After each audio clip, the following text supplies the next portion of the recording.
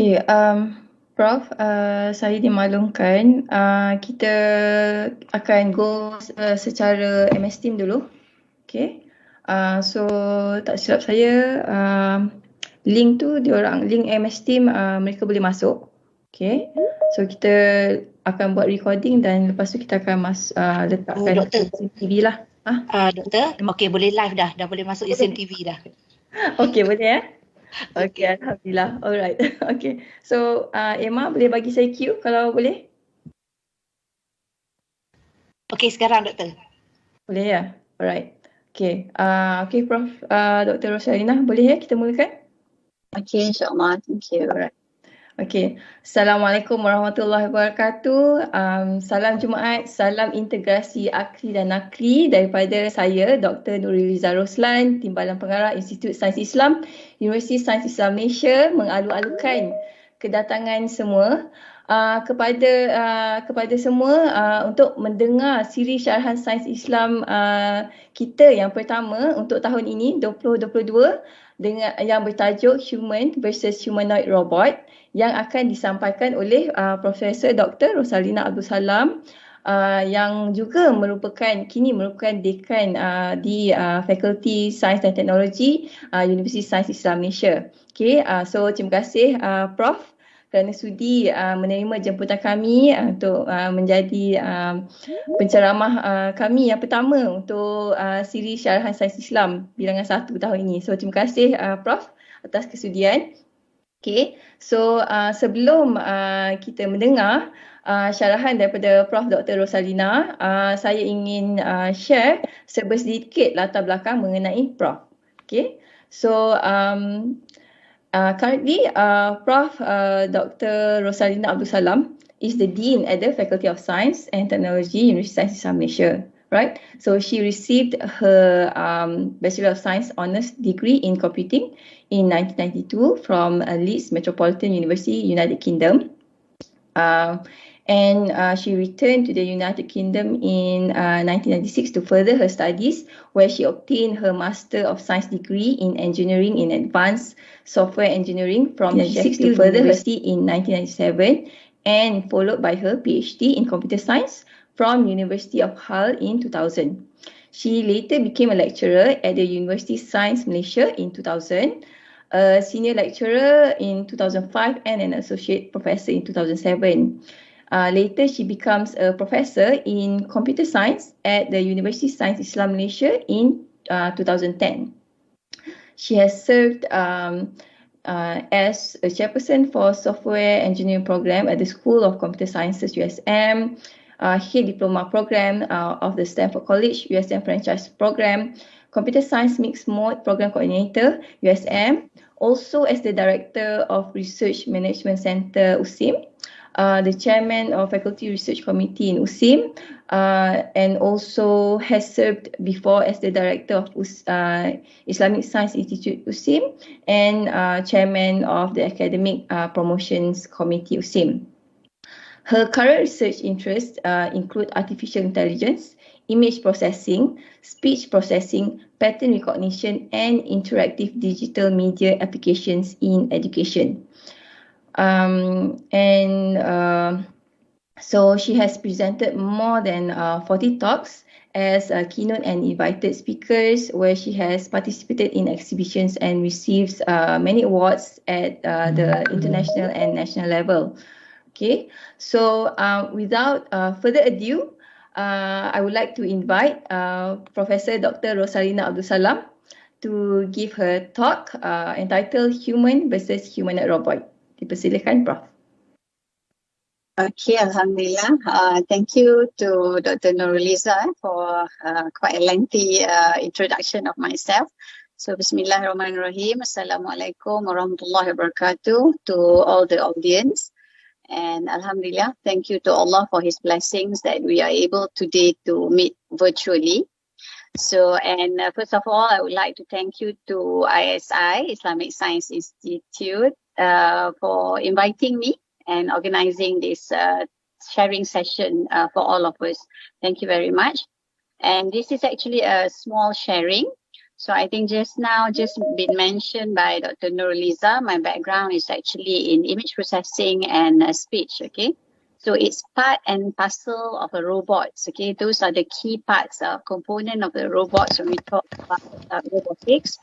The eyes and the ears and the speech are actually the most important component, and obviously the AI or the artificial intelligence, okay?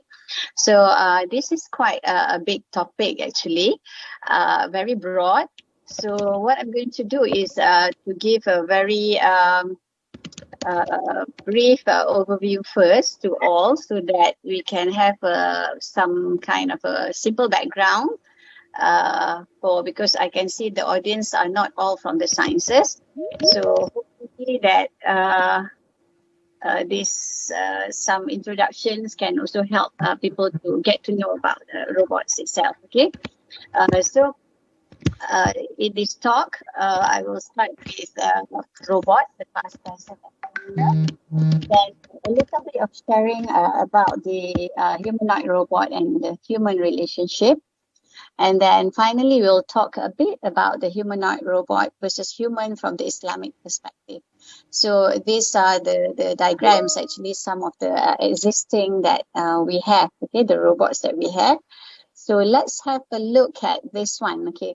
So when we talk about a robot, okay, it can be as simple as a small gadget with a technology.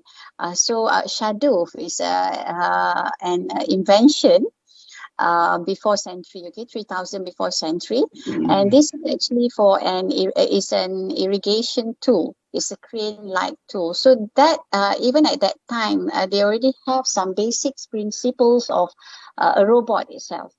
Okay, so I'm not going to go through the timeline from the before century. I jump or I skip from one century to another.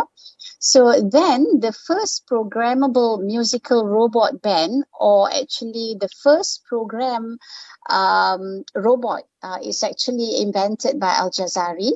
So this has been shared also in the Book of Knowledge of Ingenious Mechanical Devices, written in 1206, okay? And so this has also been commented by Professor Noel Shaki.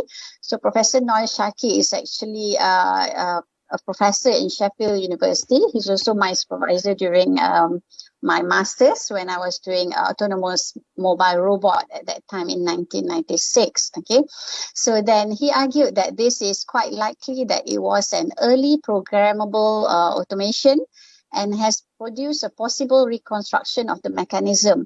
Because what happened is this musical band actually operate by itself through the mechanical devices, and it changed the expressions of the persons there, or the not the human there, the dolls or the gadgets there, to show that they can change the faces according to the rhythms. So this is actually been stated as one of the first programmable musical robot, and this is by Al-Jazari. And we know that Al-Jazari invented quite a number of mechanical devices as well. So then in 1939, there's Electro the robot and Spaco the dog. So this is actually about the rhythm as well as what Al-Jazari did earlier. And this was presented in World's Fair, whereby that this robot can move its head and arms. Okay, if we look at the earlier one invented by Al-Jazari, whereby also the faces expressions differs from one song to another song. So basically this is slightly the advancements of the musical instruments, and together this one can also move the head, arms, and also even smoke cigarettes. Okay. So then I jump to 1961. So this is more like when we talk about the Industrial Revolution, okay? And this is one of the first mass-produced industrial robot. Begins its works at General Motors. Okay, then next, this is the first AI actually, Shaky the robot. So more or less, even the AI, artificial intelligence term, being coined in 1960s. So then in 1970, Stanford Research Institute come out with a shaky robot. Okay, and this is actually the first mobile robot controlled by AI. So, and in shaky robot, they have the TV camera, the laser rangefinder, and also bump sensors, whereby it's already autonomous at the moment, even though it's not as what we see nowadays when we talk about autonomous mobile robot. But we can see this even in 1970s already. Okay. Then next now, okay, I jump, as I say, I jump from like 1970s to the current scenario, which is the current situation, more or less. So we already have a robot for surgery. So we know that easily that some of the surgical procedures can be done by these advanced robots. And we also have agricultural robots helping for our agricultural area or the farmers. And also we have military. So if we look at in United States, they are targeting to have more robots than humans by 2025. So we are already now in 2022. And this article is actually in 2018. So it's not far because moving robots, especially in military, agriculture, and in medical, there are plenty of robots around us already. So what we're talking today is more into humanoid robots. Okay, earlier when we talk about some of these earlier robots, we're not really focusing on the humanoid robots. But today, when we keep on hearing that people are talking about humanoid robots. So humanoid robots is actually a human-like robot. Okay, basically, what they are inventing is a robot that has similar features like a human.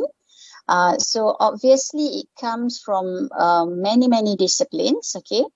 If we look at how people invent a robot, obviously they are from the mechanical devices, so the motors, the sensors, okay, and then after that they also start to have this one, okay, on the right hand side here is actually the tissues, okay.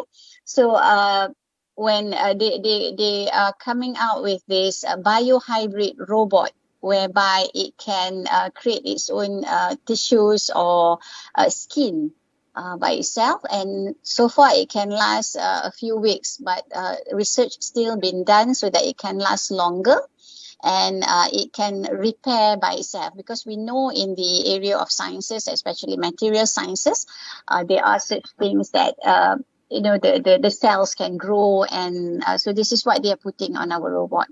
And another thing is also they already have, okay, these are actually around 2018, about how robots can now grow human organs. So they invent robot, and the robot been designed to grow human organs using stem cells. Okay, so what we are saying here that a lot of the tasks can be done by robots, and we are talking now about the humanoid robots. And over and above, scientists also build a robot that gets period. So meaning that they have periods. I mean, because what they are trying to invent is similar to a human. So, and we talk about this artificial heart, okay? So because nowadays we people, humans, okay, we ourselves are also using some mechanical devices in our body, right? So this is what we are saying, that the combination of both is happening at the moment. And of course, there are a lot of questions people are asking. Is this really true? Is a robot can become really human-like? Obviously, the answer will be yes. Okay, but of course, we have later we see more arguments on that. So then, in year 2000, okay, this is another one of the humanoid robot being introduced from Honda. So then we have Nadine. Okay, Nadine, later on, actually, I have a short video that I'll be sharing later. So Nadine been developed by Nadia, Professor Nadia, at the University Singapore, okay, Nanyang Technological University, Singapore. And then we also have companionship, or even people are saying that these are the sex robots in 2017 and 2018. And then in 2019, another robot, but this one, the face doesn't look like a human, but it's still a human.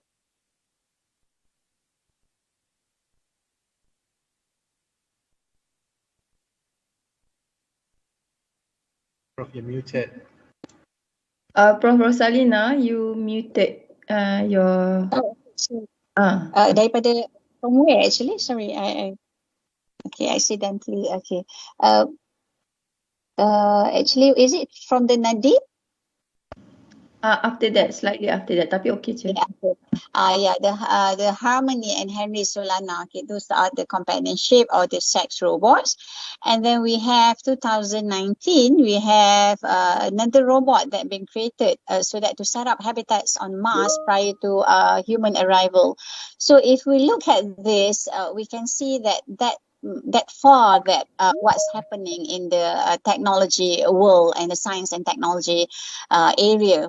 Okay, the advancement that are happening very quickly, as we know that the technology now are moving exponentially compared to when we look at like 1970 where the first AI robot been invented.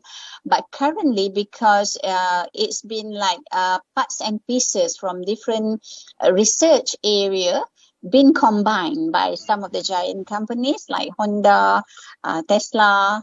Okay, so they are funding and they are combining to make this happen, the humanoid robot. Okay, so let's look now. The second part is about the humanoid robot and also about the relationship, what actually we have. Okay, so here, one of the robot here is Sofia. Okay, as we know, or most of us are aware about this, that Sofia been granted a citizenship by Saudi Arabia.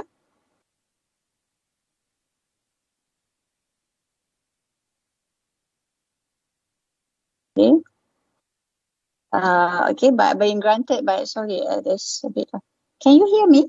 Boleh Prof, but your slide, the one that you shared, terkeluar. Ya, terkeluar. Okay, wait. I ingatkan hilang suara kejap ya. I share again.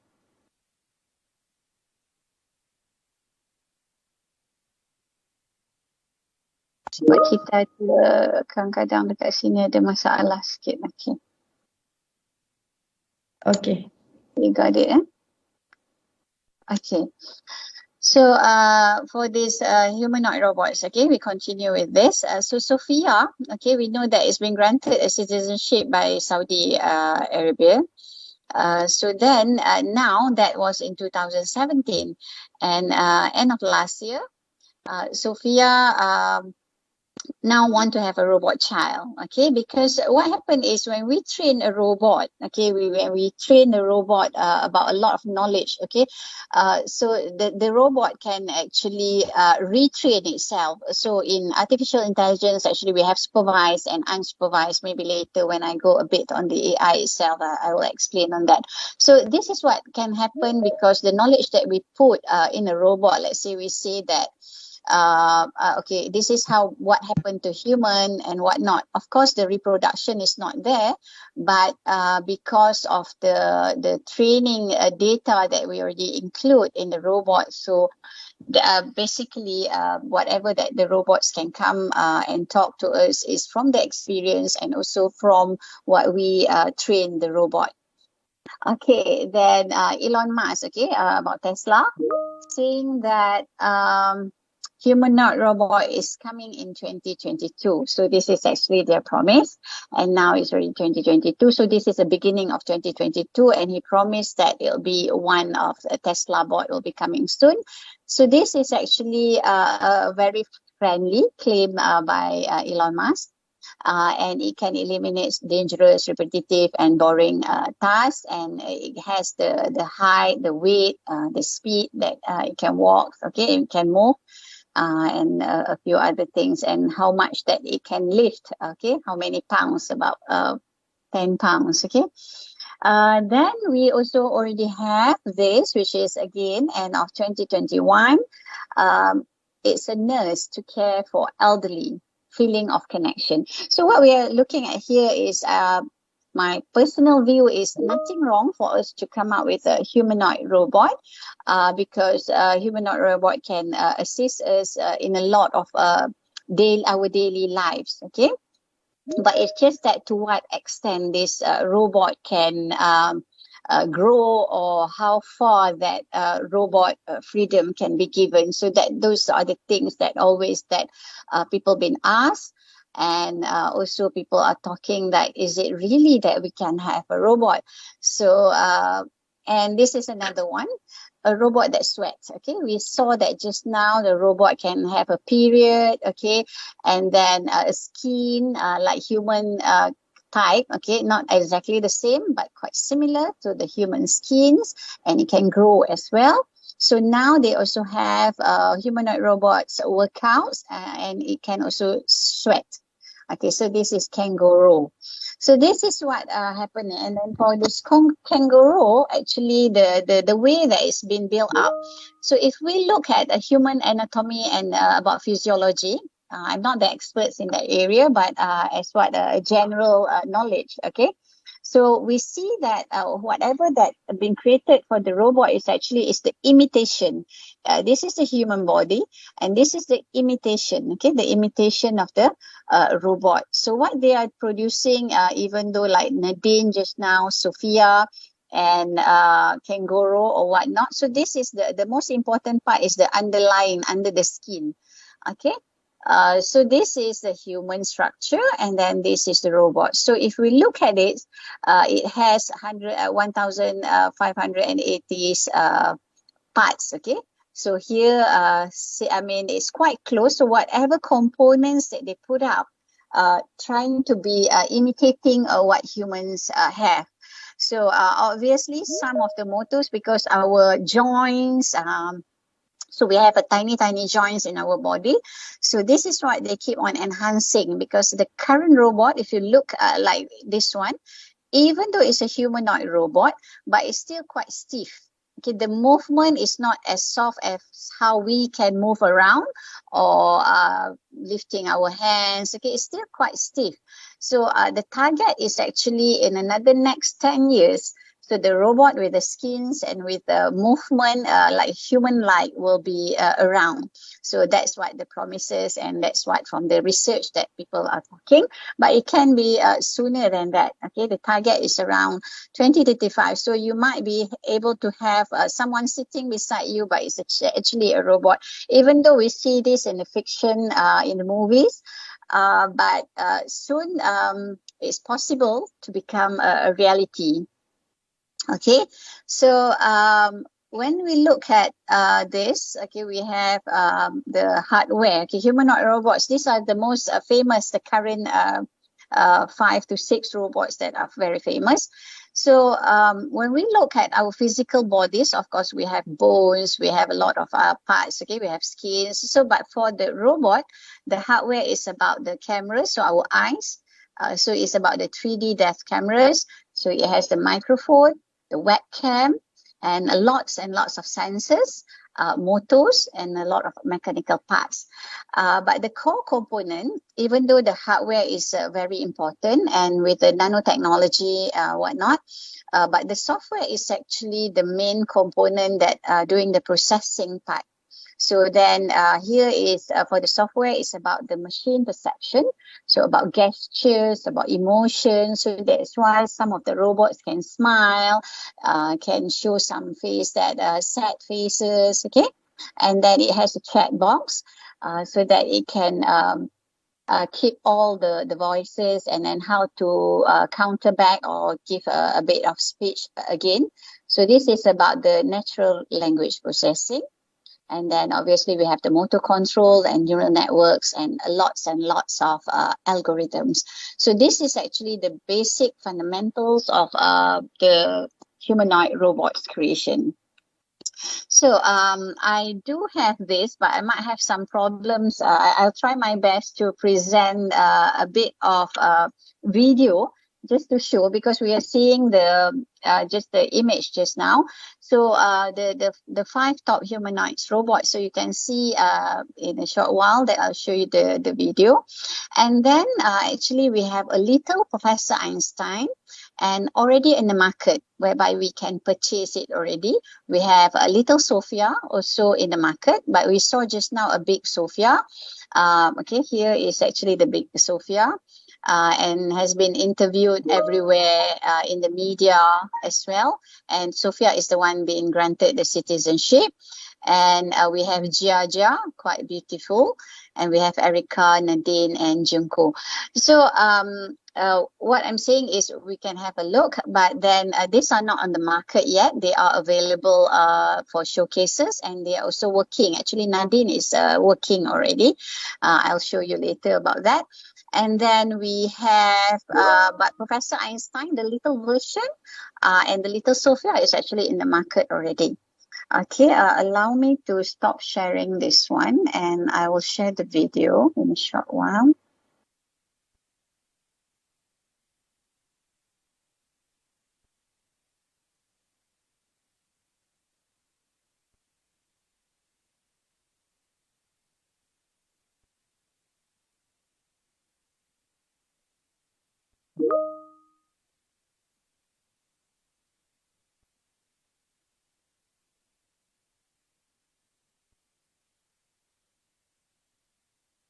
Tak keluar lagi. So, Belum, Prof. Belum. belum eh.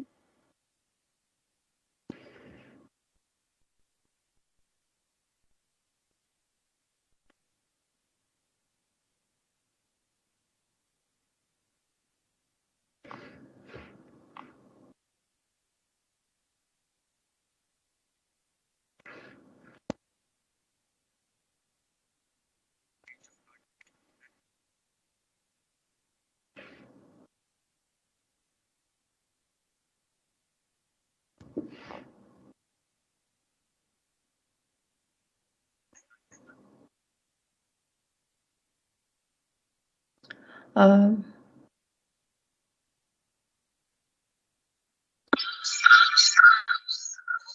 tak nampak, Prof. Video tu tak. Tak keluar ya. Sekejap I dah share.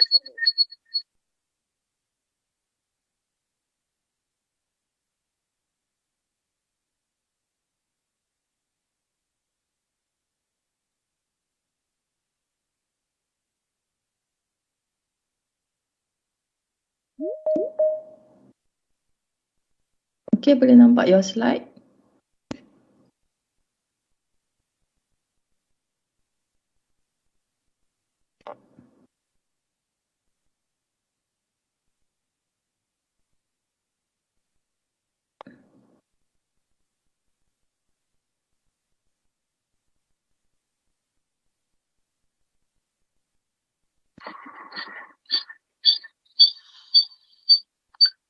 Okay, boleh nampak.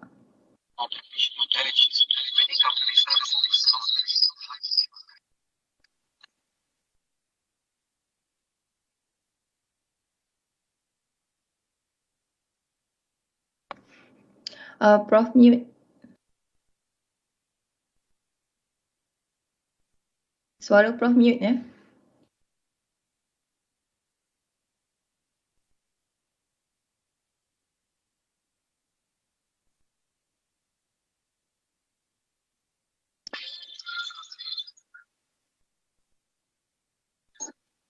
So this is actually my beam. And then we move to this one. So he's working, okay? Actually, Nadine is working with AIA.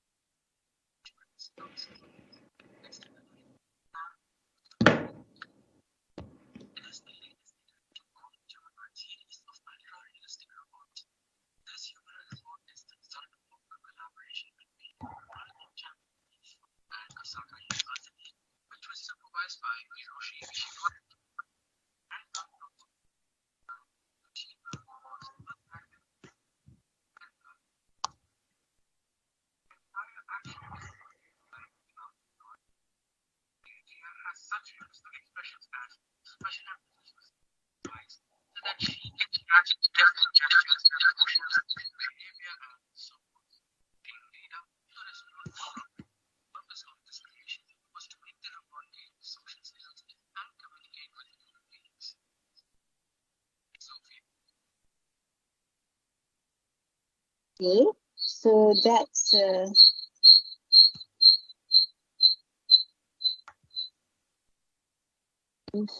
about the sharing of the video on a few robots. Okay, on a few robots that you saw just now, the one that I mentioned.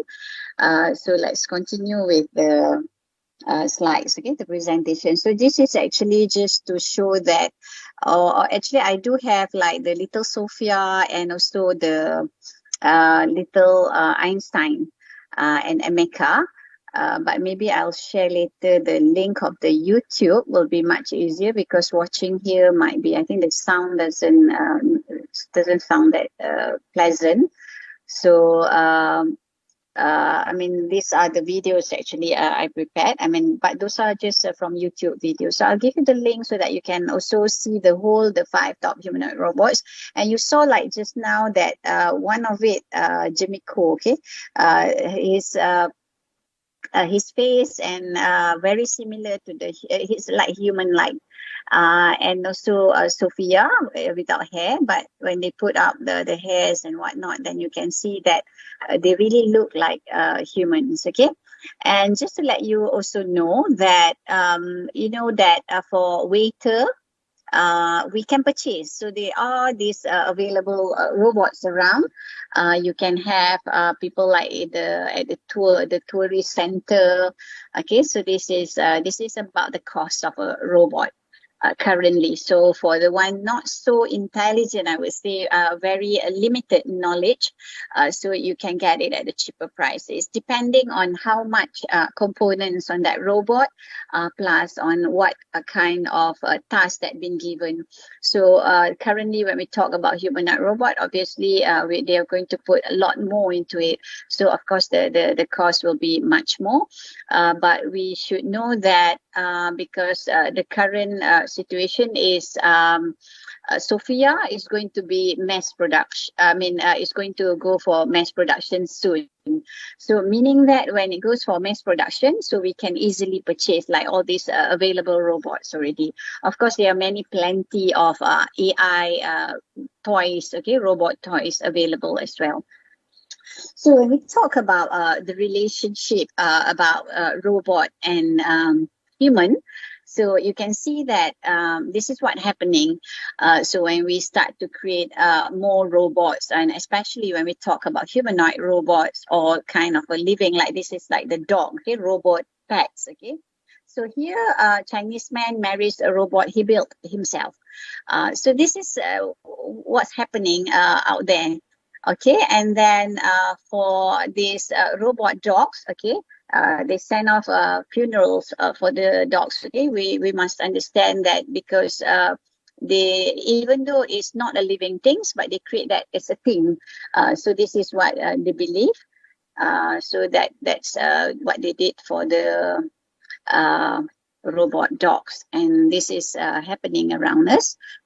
So going to another section here is actually when we talk about, now we are talking about creating the robot, but maybe we can pause and look at ourselves. Okay, are we kind of like similar to a robot? Okay, so if we are doing a routine task, and if we are doing just a simple normal routine, and especially, I mean, we're not talking about religion yet.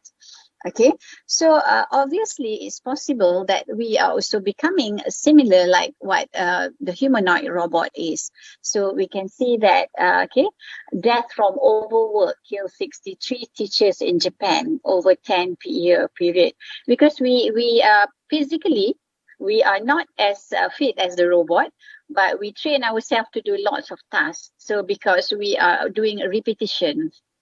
Okay, so this is something that, you know, instead of asking are robots becoming more human, we need to ask are humans becoming more robotic. So we can see that nowadays people are, going to go beyond certain things. They are just doing lots and lots of works without, a proper. They don't pause and see what actually we are doing, because we are doing our routine job. So this is what a big concern in the for us to look as well. So then next actually come about when we talk about God. Okay, so we have God in the machine. So what robots teach us about humanity and God. So there's also a book about this, and I have quite a good video. It's actually talking about Buddhism, and then even Jews, okay, having robots. I'm not sure whether if you want, I can share, but it's just that the video doesn't. Is it okay just now, the video? Dr. Nurul, is the video okay just now? If okay, then I can share one more video about Video looks okay. It's just the sound lah, but the video is okay. Okay, I'll just show one more video about the religion, and that's from the BBC actually, about religion and robot, because as we know earlier, there was a church, AI church. But recently it's been shut down. So the obsession in artificial intelligence is like quote unquote going a bit crazy in certain areas. So then people start talking about religion and also God, okay, and robot. Sorry. So let me share again one more video.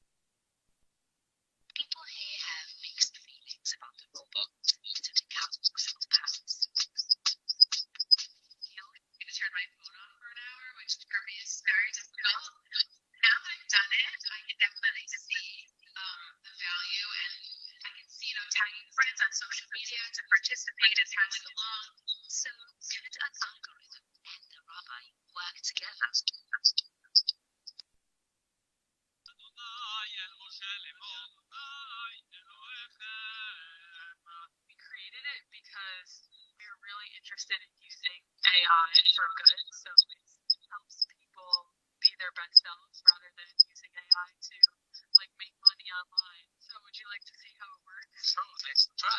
And this is your first challenge, to talk to a person today.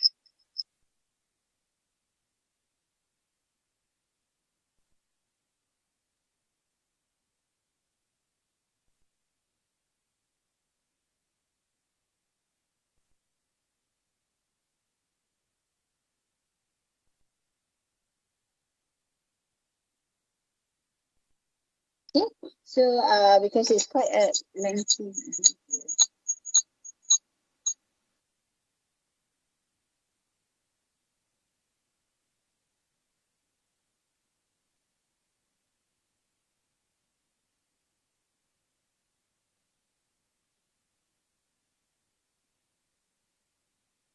Okay, so it's quite a lengthy video, so that's why I skipped through, but I can provide the links and you can listen to the comments about different religion and how they are talking about the AI.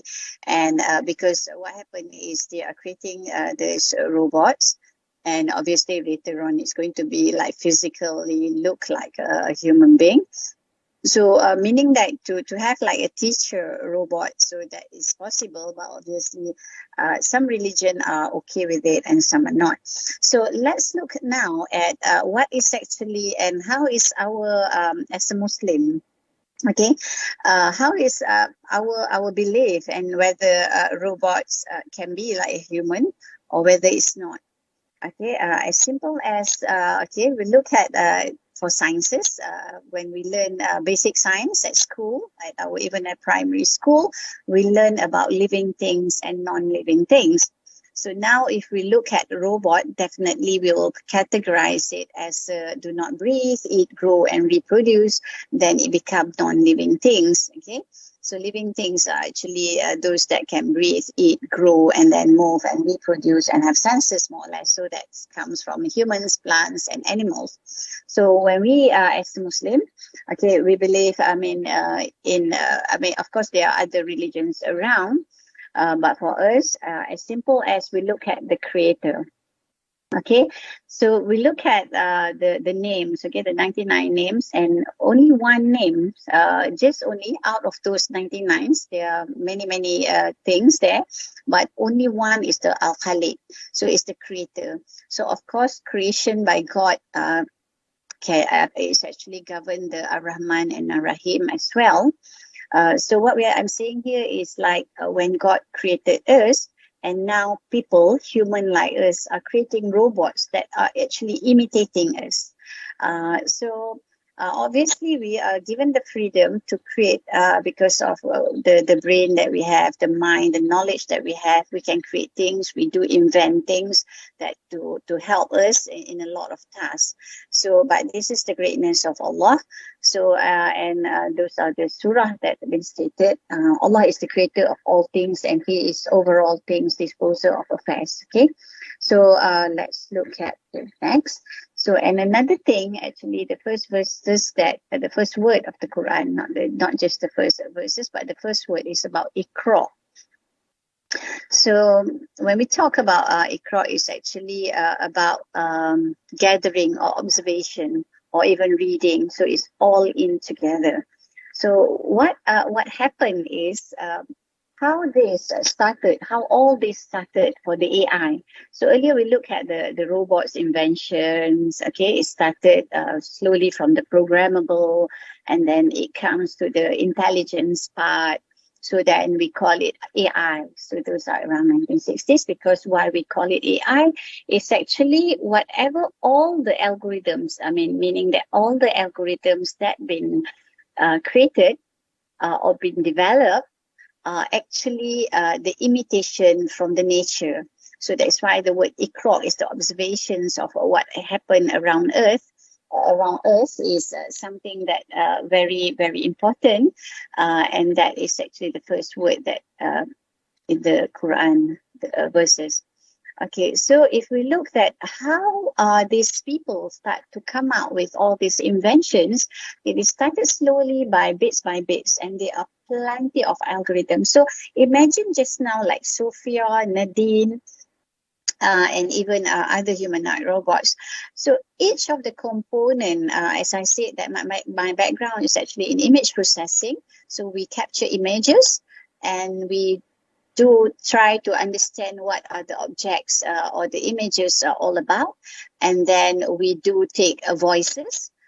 Voices, it can be like we do research on behavior, the voices, the intonation of different varieties of, because sometimes people scream or speak gently. So those are about emotions and behaviors from the voices. So those are a very tiny part of the humanoid robots. But the bottom line is, of course, when we talk about images, we talk about voices, these are available. The cameras, the microphone, the webcam are available. But then behind whatever that we are capturing, either the voices or the images, is actually the processing power. So the processing power is the most important part, as I mentioned earlier, even the movement of the mechanical parts just now. So, and all of this is the fundamental or the basic principles are again about nature. So these are all nature-based algorithms. So we have, as an example, we have AIS, we have biological immune system. We have ant colony optimization. So it's about ants movement. We have artificial bee, actually. We have artificial bee. We have artificial neural networks. It's the most widely used. When I was in Sheffield, at that time, we were using reinforcement learning. For those who knows, that actually is a part of the neural networks, and we use that for the autonomous mobile robots in Sheffield at that particular time. So, and most of the current work, we heard about deep learning. Okay, for those in the area, maybe you've heard about this. So those are actually based on the brain, how the brain functions. Okay, oops. So then we have genetic algorithm. About the evolution concepts, and then we have honeybee, okay, and we have weed optimization because how the weed grows. So basically, it's all bottom line is people observe and they imitate what happened in the nature, and they translate that into mathematics. So because computational goes back to the very basic principles of mathematics, and we know that Al-Khwarizmi came out with the binary 1 and 0. So those are the fundamentals part of it. So from there, the computers were developed.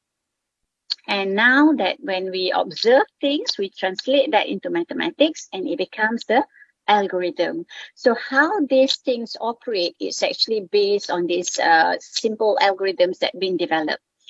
So there are millions of algorithms actually, and people keep on coming out with new algorithms. As simple as like bean sprout, kacang hijau. Kalau kita tanam, kita buat dalam kapas. So, but when you observe, as simple as that, but the environment also affect the way that the growth of the plant, okay? It can be the weather, it can be the whether you have sufficient water, you have sufficient light or not. So these are all the observation. So that's why when we create an algorithm, all these parameters been taken into account. So so that's why the study or how people doing this is they really study about the ant. They study about the ant, and then they come up with how ants movements are. And then if they talk about bees, and then from there they designed it in the mathematics. They transform that into algorithm. So that's what artificial intelligence is all about. That's why in basically what we say that whatever that we are creating, even the humanoid robot, we are actually imitating what God created. Okay, so obviously we cannot override or we cannot overcome what God has created, even though we can create as close as possible to the human, which is the humanoid robot. Okay, so this is about the creation of Adam. Okay, again, there's a verse on that. And about the human life, I think a lot of people have been talking about this already. So I just put it up just to show that the greatness of God in creating humans, okay? And over and above, when we talk about AI, just now when we talk about AI, we see that basic principles is about the nature. We translate into algorithms. But the main thing, as I said, the most widely used is still a lot of things, and even Google, they are using deep learning. And deep learning is going back to the neural networks, which is the neurons in our brains. Okay, so if we talk in literally, so the brain is about the akal, right? So if I'm using the Quran corpus developed by Leeds University. So if we do that, okay, we will get 49 times in the Quran. Okay, 49 times it's been repeated in the verses of the Quran. But obviously, this is something that because I'm not expert in the translation, neither in Arabic, but when I read through a lot of translation, be it in Bahasa or in English, compared to the Arabic, I'm sure there are people here very good in Arabic. So you see, at times it says reason, at times it's intellect, at times it's understood. So that's about akal. But another part is the albab, okay, ulul albab. So this is about understanding. So because we know that there are a lot of verses saying that about understanding. Kalau in Bahasa Melayu, it's about sempurna akal, okay. So sempurna akal or ulul albab basically is about understanding. So basically, what we are creating is actually the brain part, and we are training. And after we train the robot, it can learn from experience. Let's say, because there are two parts in AI, they are supervised and they are also unsupervised learning. So unsupervised learning, let's say we have already a robot with the cameras and whatnot. So we show a figure like stealing, okay? So keep on stealing, and for the robot, it will learn that maybe because nobody tells the robot, nobody teach the robot, and if it observe whatever the behavior, it will learn from the behavior, and it says that that's okay to steal. So these are something that is a bit of concern at times when we are playing around with AI, because it can capture images. Of course, we can control that. By putting some limitation and whatnot. So of course we can say that in the development which is wrong, which is right.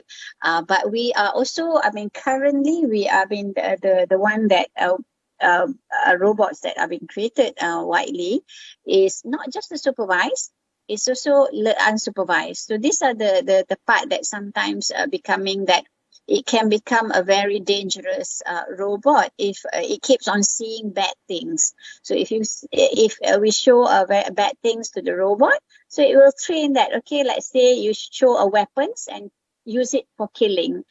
So you can train, and it keep on seeing same routine things like that, and that's okay. So that can be part of it. But what I'm saying, that's all about training. So that's why I'm saying that quite similar to a human, because human, when we don't have the belief, our faith is not strong, and we don't think about God, then therefore we do a lot of things that against the religion itself. So that's why I'm using this ulul albab, is because only when we remember God.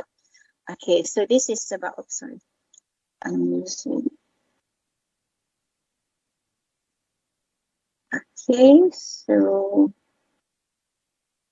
Okay, so I'm taking this from Sahih International. So this is Al Imran, verse 190. So indeed, in the creation of heavens and the earth and the alternation of the night and the days are signs for those who of understanding. So if we look at the detail of it, it's actually about thinking of God and looking at around us about the God creations.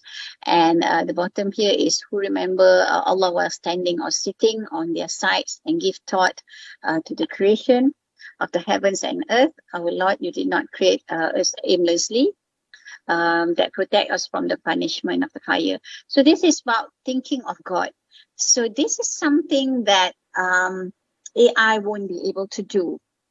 Okay, because we can train the robot about understanding God, like what just now we saw that the robots for Santo for the I think that's for Catholic, and then they have the rabbi, and then they also have the for the Buddhist. So we can train the robot to learn about Islam as well. However, the robot itself do not have the understanding part about a two-way communication with the God. Okay, so this is what otherwise when people ask me about my personal perception is, yeah, we can create a similar to people because if we ourselves are not thinking of God, meaning that do we really have the understanding, or do we have the akal of akal yang sempurna? So this is what for a Muslim to look at the differences. I'm not talking about the ruh or whatnot. It's just about thinking of God and the remembrance of God, actually. So then we have this. Again, on the Sahih International.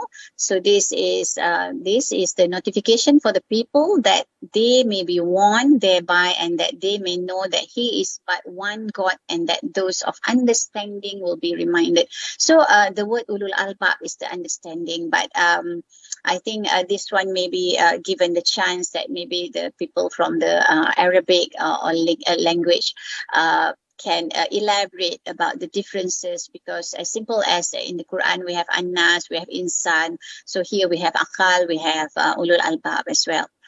So here is all that I'm taking, whatever that just now is here we have Ulul Albab. And another part is when I was looking at, as I said, about the our eyes, our ears, Sama and Basar. Okay, again here is another verse from Al-A'raf. Okay, so if we look at this again, the word understand is lub. Okay, khulub. So these are the things that yet to be I think for us to go deeper and to look at the what we have here, and in comparison about how we can argue about this humanoid robot. Okay, I'm just putting some verses here. So going back to the as simple as we in actually in University of Science Islam Malaysia, we talk about unification or integration. So we have the akli and nakli. So the akli part is whereby we are doing this for the robot, but we can also put up the content of the Quran, the tafsir, the translation in the robot. The content is very important for the humanoid robot. But obviously, as I said, the understanding or the thinking of God or the remembrance of God is the most important part.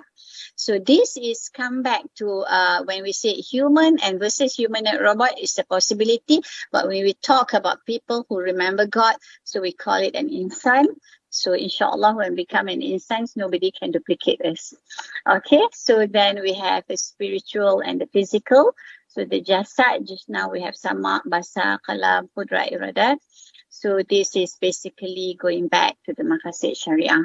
So that is actually about all that I just want to share, because they arise a concern about people keep on asking and they talk about soul or whatnot. For me, I'm not going to argue whether a robot got soul or not. If you look at people outside there, they are talking about robot does not have soul. But I think the most important part, if you just look about the ulul albab just now, is the relationship with the akal and the heart. It's the remembrance of God. So meaning that that particular part, it's not possible to be trained in a robot. So then this is actually the end of my talk. It's about human versus human and robot. And even though we can do all these things similar, exactly, or even exactly all the bone structures very similar, and even the materials that we use can still be developed. But the remembrance of God is something that we cannot put into the AI part. But eventually you will be able to see, inshallah, I believe myself personally, in maybe, I'm not saying it now, but even though people claim in a few more years' time, but because the stiffness part, depending on how technology is growing, so maybe around 10 years' time, that we can able to purchase a robot for ourselves that able to sweat like just now, to sweat, to smile, to talk like how a human being are talking. So that's possible, and we can even command the robot to do some things. Okay, can train to do good things or even bad things. Okay, so that's all from me. A very small sharing session with all of us here. So I think with that, thank you, Dr. Nurul Liza. Can I pass it back to you? Okay, thank you, Prof. Dr. Rosalina. Masya Allah. Alhamdulillah for the sharing. It just struck to me that the wonders of the human brain that Allah have, give to us that has lead to all the creations of robot and the humanoid robots technologies that you have shared with us just now. And thank you for sharing the Nakli and the Akli part as well. So I just want to ask our audience in Facebook Live or in MS Team here, whether if there are any questions that our audiences wants to ask to Prof. Rosalina. Ada. Ya, okey. Boleh silakan. Okay. Bismillahirrahmanirrahim. Assalamualaikum warahmatullahi. Terima kasih Prof. Rosalina, pembentangannya amat menarik. Pertamanya ada 2 poin lah kat sini kan, yang mungkin kita boleh bincang sama-sama. Dan ini sebenarnya bukan soalan lah, perbincangan, kita nak buka minda kan. Yang pertamanya bila Prof sebut tadi orang yang mula-mula menginovasikan ataupun invent penciptaan robot ni, saya cuba duk fikir kan, dalam Quran dengan hadis ni ada asas ataupun ada sumber tak yang kita boleh rujuk kan. Jadi teringatlah satu ayat dalam Quran berkenaan dengan cerita Nabi Ibrahim ketika kaum dia menuduh Nabi Ibrahim memecahkan berhala kan. Jadi Nabi Ibrahim sebut apa? Dalam surah Al-Anbiya ayat 63. Qala bal fa'alahu kabiruhum hadha fas'aluhum in kanu yantiqun. Nabi Ibrahim kata yang buat ni adalah berhala yang besar. Okey. Jadi hampa ni, dia kata dekat kaum dia, hampa tanya berhala-berhala yang dipecahkan itu kalau mereka boleh bercakap. Okey, jadi kan mungkinlah para inventors tu dia melihat, wallahu alam betul tak betul kan teori ni, tapi mungkin boleh dijadikan sebagai asas perbincangan. Mungkin mereka melihat ayat ini, yang pertama ada 2 poin kan. Yang pertama perbuatan. So kita faham kalau berhala yang biasa-biasa ni ataupun patung ni, dia sekadar patung yang diam lah, yang tak bergerak, tak bercakap. Tapi disebut di sini bal fa'alahu kabiruhum. Berhala yang paling besar itulah yang memecahkan berhala-berhala yang ada di sekeliling tu. So maksudnya benda tu boleh bergerak. Okey. Yang kedua, Nabi Ibrahim sebut fas'aluhum in kanu yantiqun. Hampa tanyalah berhala-berhala ni kalau mereka boleh bercakap. Jadi ada dua poin situ, satu perbuatan dan satu lagi percakapan. Jadi mungkinlah di sini asas bagaimana para pencipta robot ni lah kan. Wallahu alam. Ni sekadar teori je lah kan.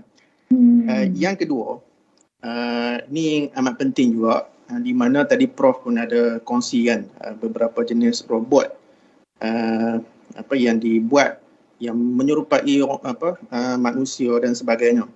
Jadi mau tak mau kita berhadapan dengan beberapa isu syariah, dan antaranya kalaulah robot-robot itu dijual kan dan ada orang beli, jadi mungkin ada beberapa individu kata aku tak mampu nak kahwin, tapi aku bimbang terjerumus dalam zina contohnya. Jadi aku melakukan hubungan jenis dengan robot ni. So aku tak berzina. Kan? Cuma dari satu sudut mungkin kita kata ya kan, bukan berzina, tapi itu telah menyalahi maqasid syariah dalam penjagaan an-nasal ataupun keturunan. Jadi mungkin di situ peranan USIM kan boleh kita kata membuat satu kita panggil macam panduan dan sebagainya kan, penggunaan robot-robot ni lah. Itu saja Prof. Terima kasih Prof. Okay, terima kasih Prof. Irwan for sharing. Yeah, maybe the invention, because kita pun tahu kan invention ni akan datang dari masa ke semasa. There must be a basis for people to think. And ya betul, saya pun bila berkongsi ni sebenarnya kita faham ramai ustaz-ustaz di USIM, especially when I talk just now about the Arabic part, okay, a lot of things, and I think it's part of our duty jugalah, sebab kita tak boleh nak halang. So macam tadi saya purposely kongsi penjualan robot waiter tu, sebenarnya bila dah dijual semua orang boleh beli. That little Sofia and little Einstein also in the market. So soon kalau Tesla memaklumkan Sofia will be available. Actually dia kata in few years time, we don't know, but looking at once dia ada mass production, then memang semua orang boleh ada robot-robot yang sebegitu. That's why salah satunya juga mungkin dari segi content is very important for us.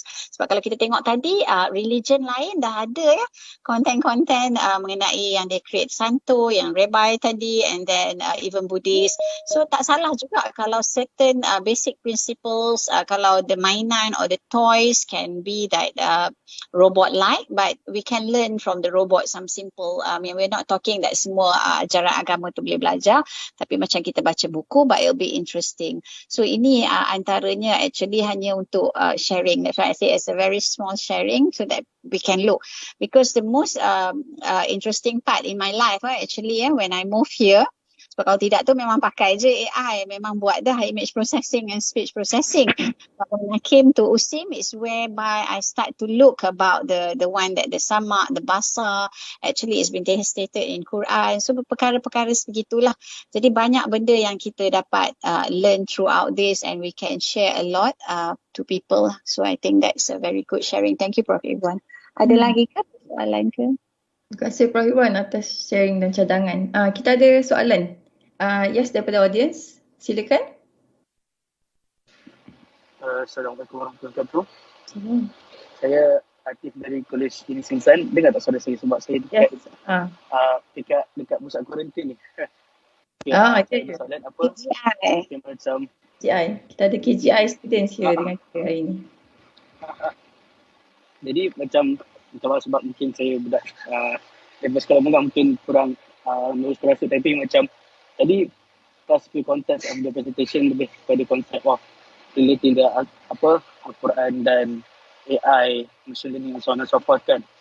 Jadi macam contohlah dalam situation yang kita berdebat atau berbincang dengan orang lain kan, bagi saya ataupun macam saya dengar orang kata sebab AI ni, machine learning semua tu adalah macam kita quote and quote playing God. Maksudnya macam kita cuba nak jadi Tuhan atau nak buat lain kan. Jadi macam kalau dalam kata pendek ataupun dalam paragraf yang mudah, macam mana kita nak buka bahawa macam bahawanya AI and machine learning semua tu dia bukan kita bisa juga, tapi tapi sebenarnya kita nak kita hanya imitate ciptaan Tuhan. Betul lah kalau kita cakap yang panjang-panjang tadi, tapi macam saya nak sampaikan dalam bentuk pendek dan mudah macam mana? Okay, so in the simple as possible, kalau kata tadi sebab saya termiss satu benda, adakah adik Atif nak cakap, maksudnya at the moment people are talking that AI can be God, is it? Yang itu ke saya terlepas? Betul. Macam ada certain yang berfikiran lain, macam dari segi etikanya kita AI ni seolah-olah kita playing God, jadi kita cuba menjadi Tuhan untuk sesuatu benda, macam kita cuba buat manusia lain. Itu maksud saya. Adakah dari segi nak extend dari segi ethical Islam? Okay, so memanglah. Tapi kalau kita tengok balik, that's why I share. That's why, okay. As simple as that, God create us, okay. And bukan kita sajalah, because kalau kita kata tadi, any things that around us, okay, daripada universe dan sebagainya. But as simple as salah satunya adalah manusia lah. So jadi bala kita pun, kita yang diberikan akal fikiran, memang kita diberikan all this thinking untuk mencipta juga. Sebab untuk membantu. Macam kita buat benda kecil je, buat pisau ke apa pun, we do invent things because we are being ni. So kalau tadi, kalau kita tengok Adam punya creation tadi, kalau ayat yang saya kongsi tadi tu adalah about being given the knowledge. Okay? So memang diberikan knowledge dah kepada kita daripada awal tu. Jadi masa kita kecil pun kita dah diberikan the training. That's why I said that kalau kita tengok dah tak dapat sekejap kat mana dah ada. I share balik. Tuk balik. Tak berjalan dah PowerPoint ni. Okay. Okay, yang ini. So, Allah gave Adam knowledge of the nature and reality of all things. Okay. So, yang itu maksudnya kita kena faham benda tu dululah. Maksudnya kita diberikan sedikit knowledge masa waktu Adam, dan obviously it come through after that lah. Okay. Dan kalau kita nak kata kita boleh mencipta, daripada mana asalnya, kalau as simple as mungkin kawan-kawan ke, kalau kita nak tanya, if you want to argue, macam mana kalau kita nak mencipta if we don't have any knowledge? Where does this knowledge come from? That's why tadi AI itu sendiri pun dia hanyalah berdasarkan nature. Jadi kalau tanpa nature, again, who created nature? So kalau kita nak claim that we are God and we can create robots and whatnot yang memang macam human lah, we can never beat that.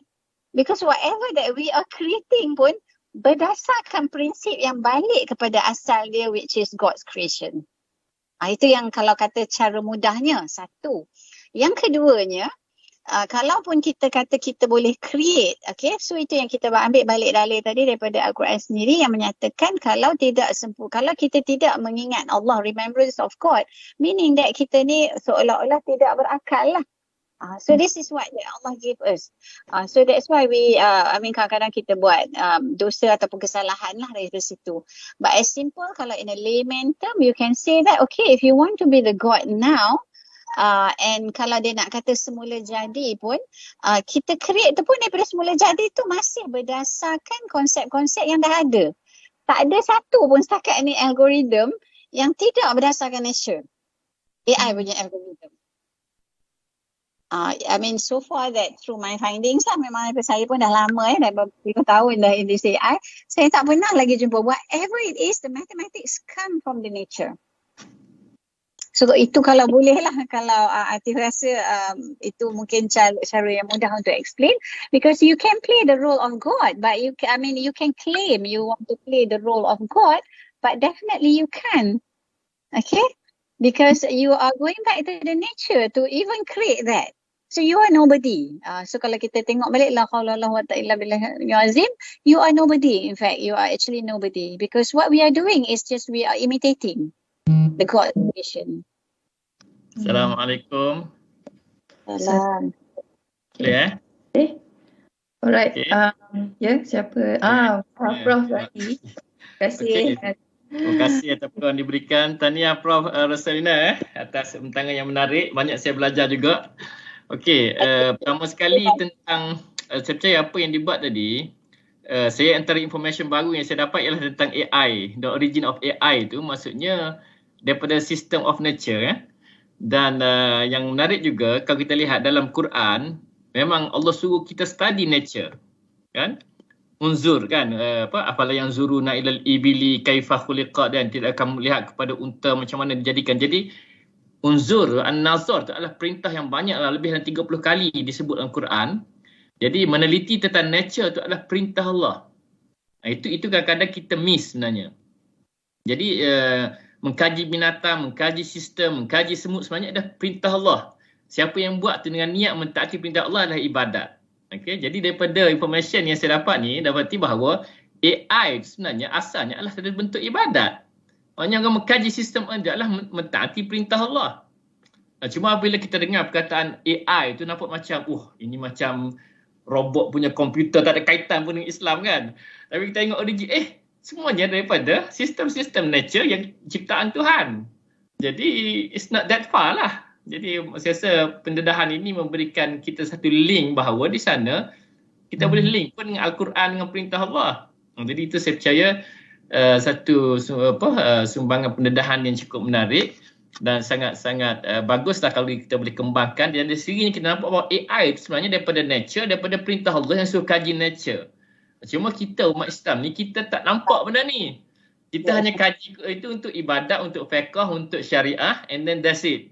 Kita lupa untuk kaji tentang nature. Itu the missing part. Jadi insyaAllah dengan ada pendedahan macam ni, saya rasa kita boleh satukan pemikiran kita, kita boleh integratekan bidang-bidang yang ada ni dengan Islam, dengan Al-Quran. Dan sendiri saya rasa kita ada good foundation untuk kita buat anjakan yang lebih lanjut lagi. Okey, dengan isu dari sudut menjadi Tuhan dan sebagainya, itu dari sudut ni dia tidak timbul isu jelas sebab bukan tidak timbul, dia ada beberapa penjelasan. Pertama sekali, sebenarnya Allah suruh kita berakhlak macam Allah. Quran, wa ahsin kama ahsanallahu ilaika. Maksudnya Allah suruh kita berbuat baik sebagaimana Allah berbaik pada kita. Jadi Allah suruh, dia dalam tasawuf dia ada takhalluq bi akhlaqillah, berakhlak dengan akhlak Allah. Jadi itu Allah suruh. Jadi ulama-ulama tasawuf pun itu maksud berakhlak Allah macam mana? Allah buat baik pada kita, dia bagi pemaaf pada kita. Jadi kita kena macam tu juga dengan makhluk Allah. Jadi dalam konteks tadi tu kita kena, maksudnya kita walaupun kita cipta robot dan sebagainya, humanoid ni, kita kena buat benda tu berdasarkan ketaatan pada Allah lah. Gitu. Jangan kita buat benda yang buat maksiat tu, kita sendiri pun salah kalau kita buat maksiat. Tapi kita buat halalkan robot tu ke arah ketaatan Allah, ke arah kebaikan manusia, itu tak ada masalah lah. Okay, so quite interesting. Dan yang kalau tengok dengan Al-Quran juga, banyak ayat Al-Quran tentang di mana para nabi ni menghidupkan benda yang dah mati. Macam Nabi Isa berlaku Nabi Ibrahim pun kan, tadi Prof Ibrahim sebut tentang kisah patung tu kan. Tapi dalam konteks yang lainnya, contohnya menghidupkan burung kan. Burung dia potong-potong, dia hidupkan balik, dia panggil. Jadi itu tanda kekuasaan Allah. Jadi nak beritahunya apa? Allah tu dia punya kuasa tu beyond, tak ada limit lah soal lagi tu. Jadi cuma kita ni manusia ni, dia bagi kita akal dan dia suruh kita kaji tentang nature. Dan bila kita kaji nature, kita faham nature, kita faham cause and effect dalam nature tu, di situlah kita menguasai dunia sebenarnya. Dan itu disebut dalam surah Al-Kahfi kan. Kalau kita tengok surah Zulqarnain, Zulqarnain dia inna makanna fil ardi wa ataina min kulli syai'in sababa. Kenapa Zulkarnain itu diberi kuasa untuk menguasai alam? Kerana dia tahu knowledge tentang sebab, cause and effect. Jadi itu di sebalik surah Al-Kahfi yang kita baca. Jadi cause and effect itu yang dikaji oleh dalam artificial intelligence, dia tahu sistem tu. Jadi dia boleh kaji, dan kajian cause and effect itulah menyebabkan manusia pergi ke angkasa lepas. Dia boleh kuasai alam. Kena faham cause and effect, dan sains mengkaji cause and effect. Cuma kita dalam masalah pengajian Islam, kita saya ada masalah dengan cause and effect tu juga. Tapi itu another session lah. Tapi itu saya rasa perkongsian ni membuka minda, dan juga inilah yang kita nak develop di USIM sebenarnya juga. Di samping ni kita nak develop, dan ini kerjasama daripada bidang Quran Sunnah dan sebagainya ni. Kita develop dan kita explore banyak yang kita boleh lagi. Sama orang muda, anak saintis-saintis muda kita yang dengar benda ni juga, saya rasa mereka di KJI lagi kan. Ini akan menjadi motivasi mereka untuk dig more and explore, insyaAllah. Okay, terima kasih Prof. Sekian. Assalamualaikum warahmatullahi wabarakatuh. Terima kasih Prof for the perkongsian juga Okay, actually itulah ada juga bincang dengan Dr. Nurulizah. Maybe kalau ada siri akan datang, we can talk about human intelligence and the AI itself, and then the samak basar part. There are quite a few things lah saya dan juga tim ya. Memang kita ada mengkaji sedikit lah, bolehlah dibuat perkongsian. Cumanya my limitation is on the Arabic, so alhamdulillah ada ustaz-ustaz di sini yang boleh membantu. So thank you so much. I think this is something tu, sebab tu saya kata hanya perkongsian yang kecil daripada saya, a small sharing session for me. InsyaAllah kalau boleh. SSI boleh buat seminar AI tu. Oh, boleh. termasuk AI. Betul kat tu. Bagus cadangan Prof Iwan. Kita boleh, dia banyak sebab tadi tu memang bagi overview je, sikit je. That's why I think just starting lah, atau kata kalau nak go deeper, we can see that macam mana benda tu being translated into mathematics and further lah. Tapi yang itu akan jadi a bit, mungkin audience akan bosan, I'm not sure, but we can try to share lah, insyaAllah. Tu bagus tu sebab ada student KGI ya, adik-adik yang anak-anak lah untuk saya ya. Alhamdulillah, hopefully ada ramai lagi anak-anak KGI juga yang bersama kita. So I Prof, think kita nak lahirkan khawarizmi baru daripada KJI juga, daripada USIM tu yeah, insyaAllah. about 3 years ago saya pernah duduk dengan beberapa pelajar kan, untuk session profesor bersama ni, tapi dah lama dah tak ada. So insyaAllah dah buka ni, boleh lah, dah tak ada COVID ni. Mungkin we can have session with the anak-anak KGI juga. Ya, insyaAllah. InsyaAllah. Terima kasih Prof Radi atas sharing just now. Sangat-sangat bermanfaat untuk kita semua dan Prof Dr. Rosalina juga. Saya just nak open one last question. Kalau ada saya ada Dr. Noliza, Dr. Sapura ni. Ya, Prof Latin. Yes. Okey, izinkan saya. Moderator, terima kasih Prof Rosalina kerana satu perbincangan yang sangat menarik. Saya nak bertanya ya tentang baru-baru ini, tentang inovasi yang hati khinzir tu ya, yang dipindahkan kepada hati manusia itu. Saya nak tanya ya, adakah dia melibatkan AI? Kerana saya rasa walaupun ianya satu hati binatang, tetapi saya mungkin yang saya ialah ia akan melibatkan elemen-elemen mechanical atau technical lah bila proses pemindahan itu. Yang keduanya is dari sudut etiknya, adakah boleh ya jantung binatangnya dimasukkan ke dalam jantung manusia? Dan yang ketiga mungkin saya nak bertanya lah orang-orang FSU ni dari sudut hukumnya, jika ia dilakukan atau pemindahan itu dilakukannya ke seorang Muslim, bolehkah ia dilakukan jika ia berdasarkan maqasid syariah yang konsep nyawa itu, yang memelihara nyawa itu? Itu saja saya ingin bertanya. Terima kasih Prof. Terima kasih Datin. Dia lari sikit ya. Okey, sebab yang pertama tu sebenarnya actually it's more on the medical. Mungkin Dr. Nuruliza boleh jawab yang itu.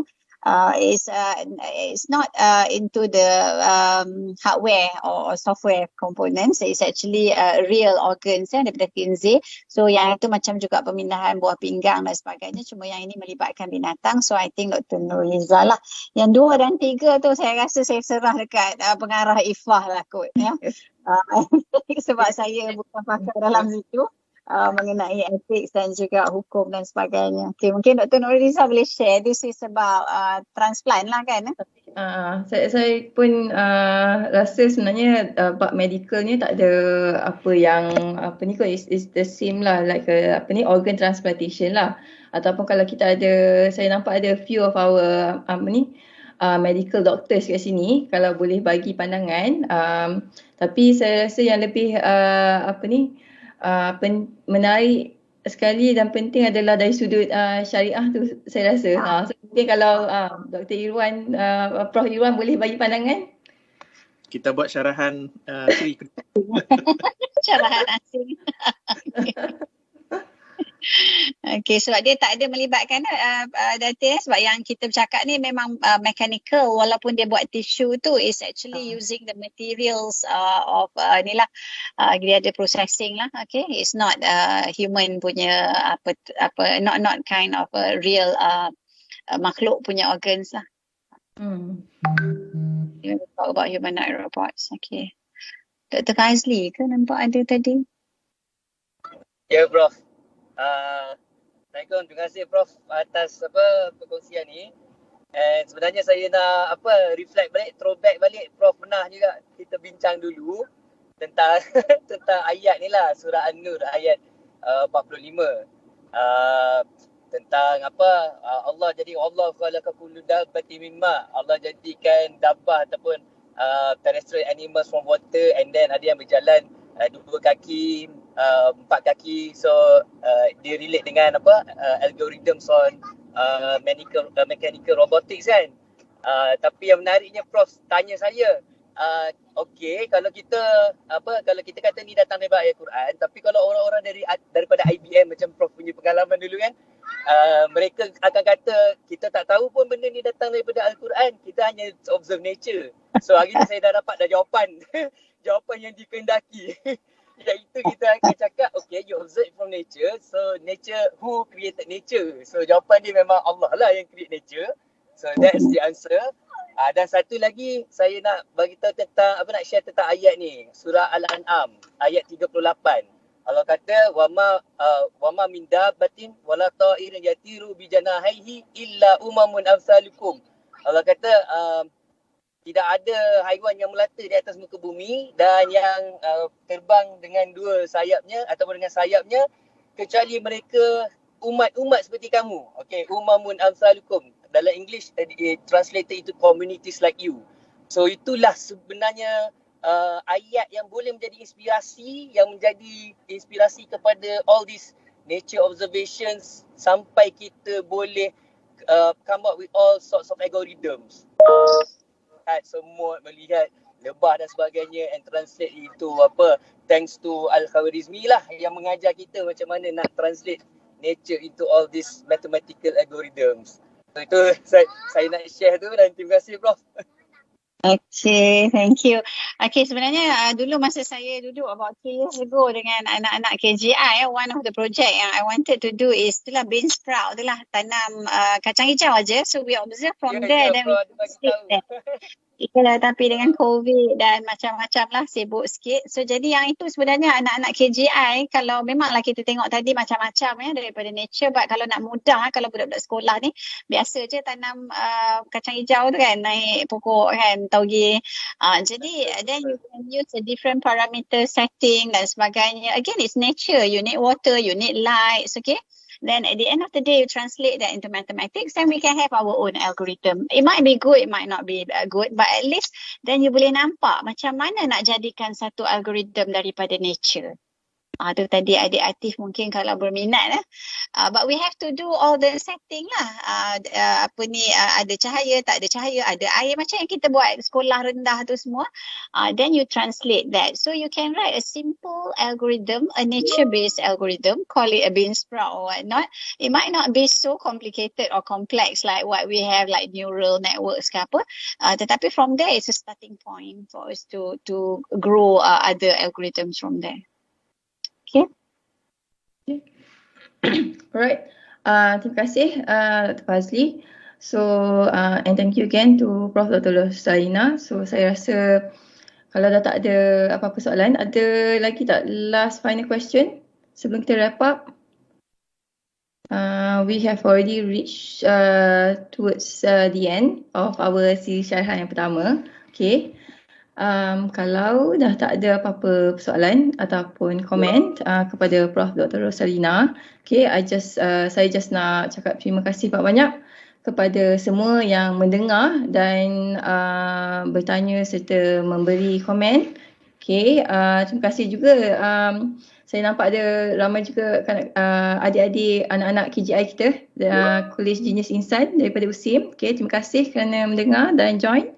Right. So saya just nak simpulkan daripada apa yang Prof cakap tadi berkenaan dengan human and versus humanoid robots tu. Pada pandangan saya lah, at the end of the day dia berbalik sebaik atau buruknya sesuatu perkara dalam konteks ni, the robot humanoid robots tu dia berbalik kepada kita balik as sebagai manusia, sebab kita yang mencipta humanoid robots tu. Betul tak Prof? So actually dia boleh learn okay. Kita yang mencipta, tapi if we allow the robot to walk around, as I said, dia boleh capture tu, apa yang dia nampak tu dia boleh evolve. Okay. Okay, so Jadi kalau dia keluar tu, dia pergi tengok benda yang katalah benda maksiat contohnya. Jadi dia tengok benda tu, boleh buat lah macam tu. So dia akan retrain because from the image that they capture tu, dia tak tahu benda tu salah. Macam budak-budak lah kan, dia makan pun, benda apa pun dia makan kan. Jadi macam tu. So dia, benda tu mungkin boleh makan walaupun benda tu tak boleh makan. Something like that. So but we have to always be there, but eventually itu yang a bit yang selalu dia orang kata a scary part tu, kalau kita lepas dan dia boleh evolve like that. So because that is the unsupervised learning tu. Tapi of course there are the limitation there, but it can become a very bad robots lah. But itulah maksudnya kalau kita nak buat tu, parameter yang hukum tu kena masuk lah. Yang mana tak boleh tu dah awal-awal kita dah kata salah. Maksudnya kita dah kena train dia yang salah. Macam kita lah dididik kan, kita dididik benda ni salah, yang ini haram, yang ini benda tu kena ada dalam robot yang kalau kita nak buat yang Islamic punya robot lah. Sebab it goes back to the content. InsyaAllah. So itulah saya rasa that's where USIM punya part lah kot, Prof, to take up the challenge. Okay, so saya just nak akhiri dengan one of your ayat tadi yang Prof tanya. Okay, after kita dah dengar perkongsian daripada Prof. Dr. Rosalina tu, so are we as humans becoming more robotic? Okay, so saya just nak leave with that sentence daripada Prof. Rosalina tadi. Dan terima kasih sekali lagi pada semua yang mendengar. Okay, semoga ianya bermanfaat buat semua, dan terima kasih banyak kepada Prof. Dr. Rosalina Abdul Salam kerana sudi menjadi penceramah kita pada hari ini. Dan dengan itu saya sudahi kita punya siri syarahan dengan wabillahi taufiq wal hidayah. Assalamualaikum warahmatullahi wabarakatuh. Terima kasih. Terima kasih Prof. Terima kasih pada SSI juga jemput, dan terima kasih pada all the audience. Thank you very much for the sharing as well. Alhamdulillah. Thank you. Terima kasih Prof. Assalamualaikum. Salam.